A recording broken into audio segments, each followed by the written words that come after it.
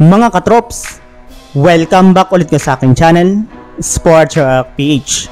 At ngayon nga ay pag-uusapan natin ang bagong starting 5 ng Portland Trail Blazers. Pag-uusapan na rin nga natin dito sa ating panibagong video ang balitang trade sa pagitan ni D'Angelo Russell at Jrue Holiday.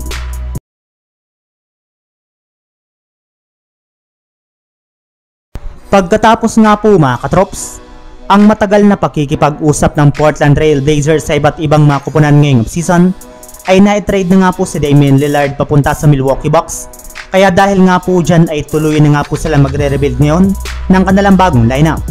Pero sa kabila nga po ng pagkawala ng kanilang main superstar ay hindi rin naman nga po ganun humina ang kanilang kupunan.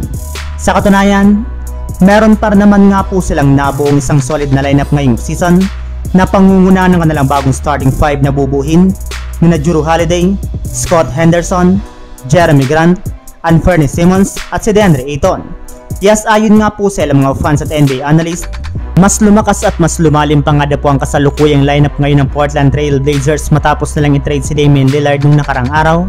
Gayong nagkaroon nga po sila ng mas marami at malalakas na player na kaya mag-ambag sa kanilang mga laro sa darating na season.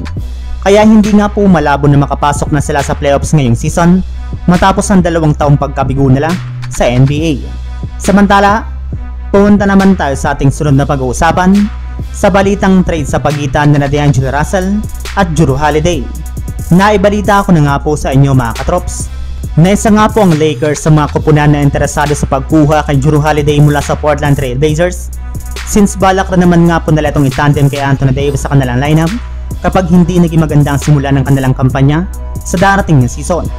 Ayon pa nga po sa lumabas na balita, pwede nga na pong makuha ng Lakers si Holiday kung i-offer nga po nila sa Blazers sa kalagitnaan ng season ng kanilang mga players na sina D'Angelo Russell, Gabe Vincent, Taurean Prince at isang future first round pick.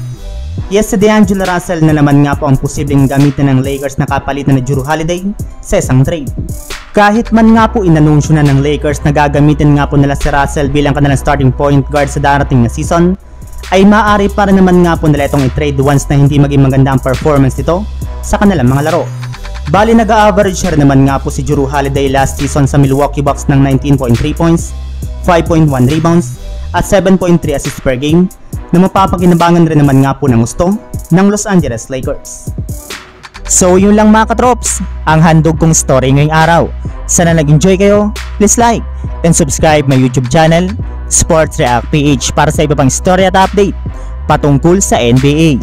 Kita-kits muli sa ating susunod na video.